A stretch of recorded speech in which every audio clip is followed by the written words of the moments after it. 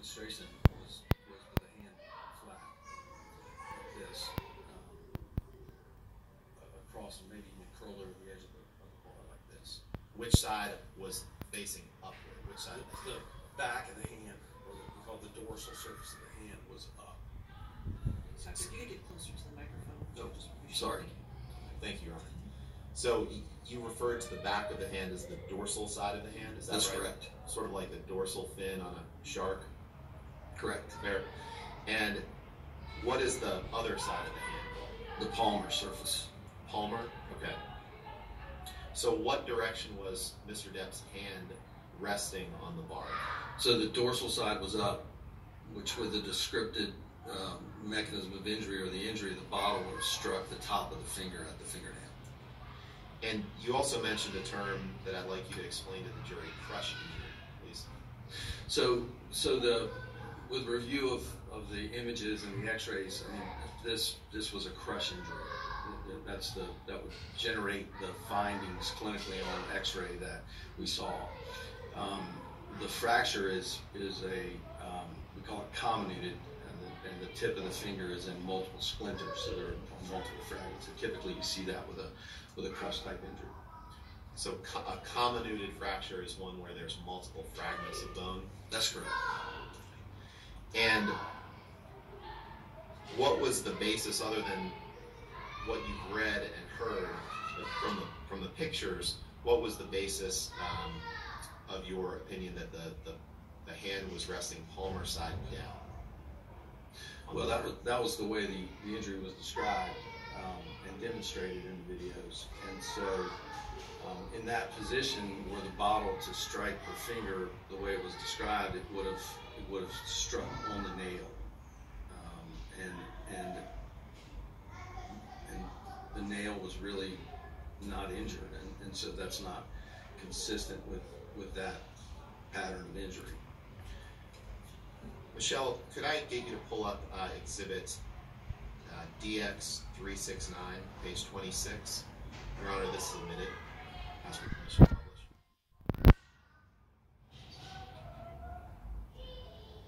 Thank you, Your Honor. Dr. Moore, is this one of the images that you reviewed? Yes.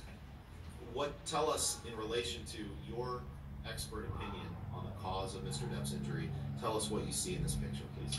So this is it looks like an avulsion type injury where tissue is actually pulled or pinched away.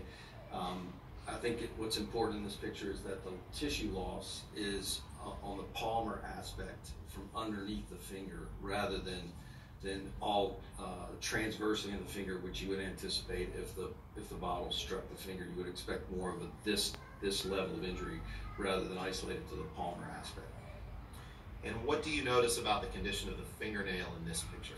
So from this image, the fingernail appears to be intact. You can't necessarily see the entire nail, but there are other images that have a better profile of that.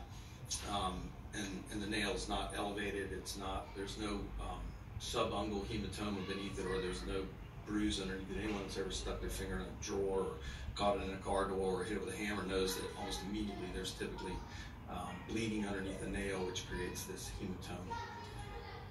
So, not being a doctor, I'm going to try to summarize what you just said. Are you saying that in an injury like this, if something had come from the top, that there would be an immediate impact to the fingernail bed? That's correct. Michelle, could you please pull up Plaintiff's Exhibit 144? Your Honor, this has been admitted as well.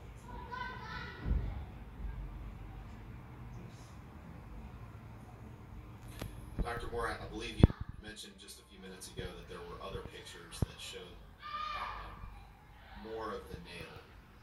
Is this one of those pictures? Yes. And explain to the jury, again, and I'm sorry for the graphic nature of this photo, but it's important that the jury understands the basis for your opinion that a bottle couldn't have caused this coming in from above.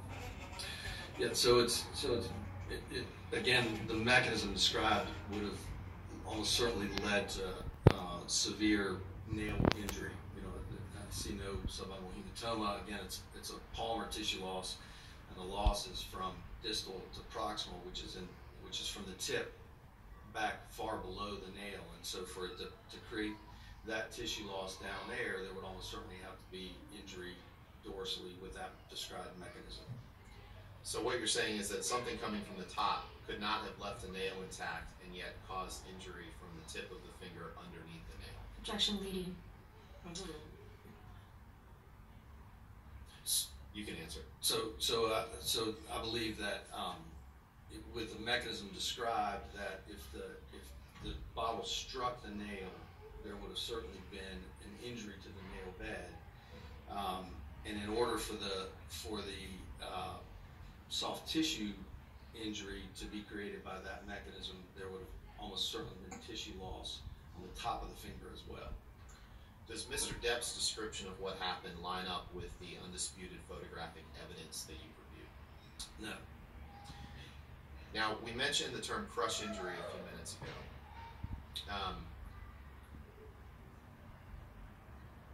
I'd like to show you DX360, please.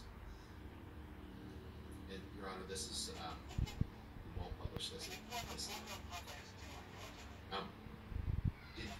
Is this a document that you reviewed in connection with your expert opinion in this case? Yes. And, Michelle, if you can please go to pages, I believe they're 5 and 6.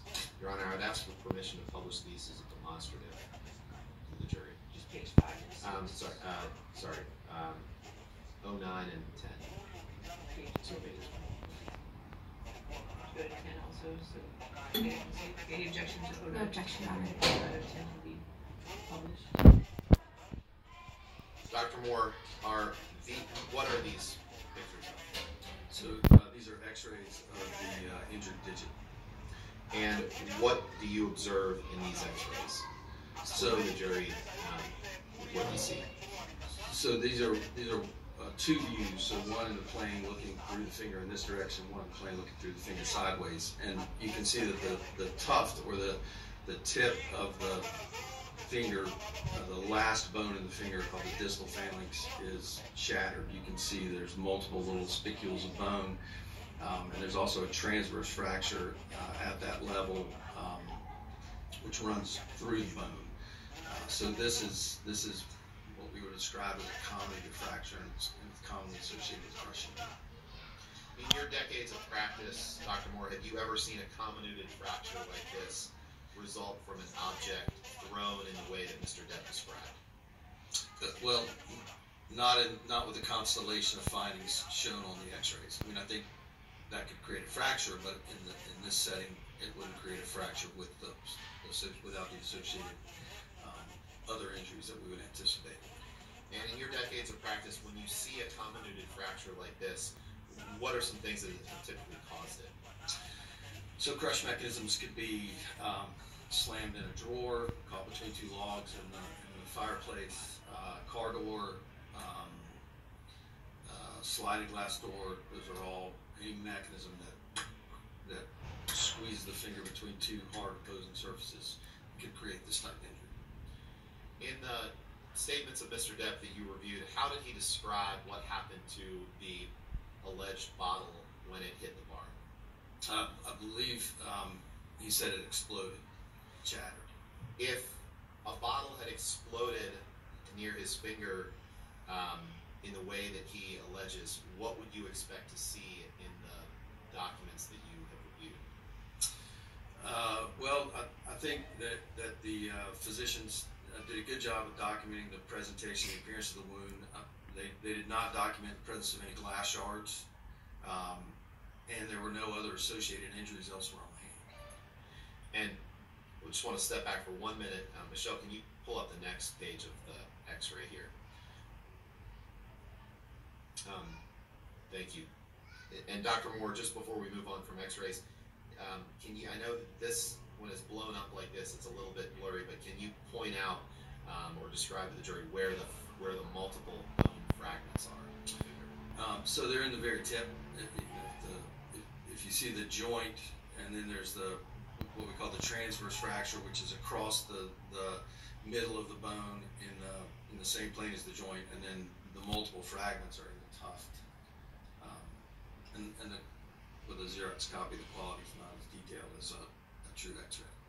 You can take that down, please, Michelle. Thank you. So back to the glass. In the records that you reviewed, Dr. Moore, did you see any adjacent injuries? In other words, injuries to any other part of Mr. Depp's hand other than the tip of his middle finger? No.